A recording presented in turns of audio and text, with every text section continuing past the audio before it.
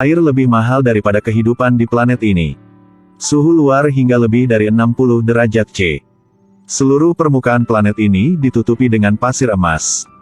Mau minum air di sini? Kamu harus membayar harga yang puluhan kali lipat lebih mahal dari bumi. Jika Anda melanggar hukum di sini, kemudian akan dikunci dalam sangkar kaca dan dijemur. Snow adalah orang kaya yang terkenal di sini. Ketika dia memasuki pasar gelap, banyak pedagang memperhatikannya. Dia pergi ke toko dengan paman tampan ini menjual barang. Beli satu kaleng barang mewah yang dikirim dari bumi. Snow mengambil barangnya dan berkata kepada pemilik toko, "Semua hutang akan dibayar lain kali." Pemilik toko menggertakkan giginya tetapi tidak berani mengatakan apa-apa. Ketika dia sampai di rumah, Snow membuka kalengnya. Bagian dalamnya penuh dengan stroberi segar. Dia mengambil satu buah dan menikmatinya dengan hati-hati. Setelah makan, Snow pergi ke pasar gelap untuk bersiap sedikit bersantai. Anda dapat mengetahuinya dengan melihat layar di jalan. Snow adalah penjahat paling dicari di alam semesta. Dia pergi ke bar. Pesan segelas penuh bir dingin. Tidaklah hangat untuk duduk di tempat seseorang datang untuk menimbulkan masalah. Tiga ini adalah pemburu hadiah. Wanita yang bertanggung jawab berkata kepada Snow.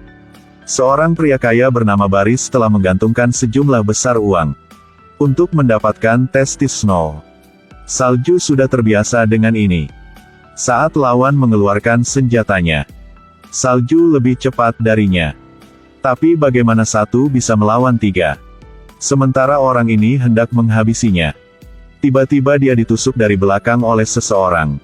Namanya Yoro. Snow bangkit untuk berterima kasih padanya dan segera pergi. Karena dalam situasi saat ini, mungkin banyak orang sudah mulai mencarinya. Dia tidak berani tinggal di pasar. Hanya bisa pergi ke tempat sepi ini. Tapi saat ini, Snow mengetahui bahwa wanita yang menyelamatkannya di siang hari ada di sini lagi. Haero bilang dia sudah tahu nama Snow. Ingin bekerja sama dengan dia. Salju juga tidak menolak. Mengundangnya untuk menginap satu malam. Segera matahari terbit. Suhu siang hari di sini sangat keras. Salju mengambil tenda. Masuk ke dalam dengan gadis itu. Di tenda dengan AC. Dapat menahan terik matahari di luar. Ketika Snow melepas perban di tangannya yang terputus. Gadis itu tiba-tiba tahu. Tangannya pulih sangat cepat. Ternyata tubuh Snow memiliki gen khusus. Selama dia tidak tertembak di tempat yang berbahaya, dia bisa pulih sepenuhnya. Pantas saja banyak orang yang ingin mengambil buah zakar. Ini tidak seperti gadis di sebelah ini memiliki niat yang sama. Salju tentu saja mencurigakan. Di malam hari, mereka berdua mulai pergi. Haero baru saja mengungkapkan identitasnya. Dia bilang dia adalah agen dari Badan Intelijen Bumi. Tujuannya sama dengan yang lain. Ingin mendapatkan gen Snow. Tapi dia tidak menggunakan trik kekerasan. Dia hanya ingin membawanya kembali untuk belajar. Jika penelitian ini berhasil, penduduk bumi juga akan memiliki tempat di alam semesta yang luas ini. Salju dengan tegas menolak. Meskipun seorang Earthling. Tapi dia tidak peduli tentang berada di sana. Kembali untuk satu malam. Haero selalu mengikuti Snow. Bagaimanapun juga, dia adalah rekan senegara. Jadi Snow membawanya kembali ke markas rahasianya. Melihat sekeliling tempat ini sangat keren. Di dalamnya sangat sejuk, bahkan ada sumber airnya. Air lebih berharga daripada emas di planet ini. Tidak heran Snow begitu kaya. Matahari terbenam. Salju membuka sekotak stroberi lagi. Mulailah menikmati rasa bumi. Sepertinya dia merindukan kampung halamannya. Pada saat ini, Haero juga berganti piyama dan datang di depan Snow. Haero bertanya mengapa ada pakaian wanita di sini. Salju memberitahunya. Set itu milik istri. Karena dia sendiri selalu muda selamanya. Jadi istri dia meninggal 100 tahun yang lalu. Melihat pria di depan matanya, gadis itu merasa bahwa dia sangat kesepian. Setelah beberapa saat, dia saling menghibur dan keduanya tertidur. Di tengah malam, Haero dibangunkan oleh alarm. bahwa salju tidak terlihat dimanapun. Dia melihat layar di dinding.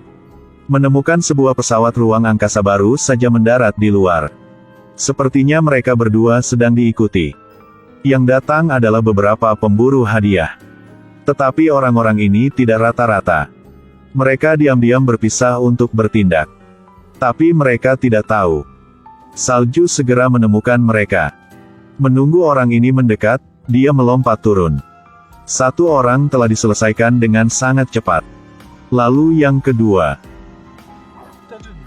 Tapi dia tidak sederhana. Butuh beberapa saat untuk mengalahkannya. Ketika Snow hendak dengan cepat menjatuhkannya, rekan-rekannya telah tiba. Sayang. Dengarkan apa yang dia bisa mengerti. Pria ini ternyata suaminya. Tapi orang ini sangat dingin. Dia tidak mengatakan apa-apa tetapi langsung melepaskan tembakan. Cepat mengejar Snow. Jika tidak maka akan gagal. Dinamis telah menarik yang lain. Mereka dengan cepat mengepung Snow. Snow hendak memukulnya tetapi kulit orang ini sangat tebal.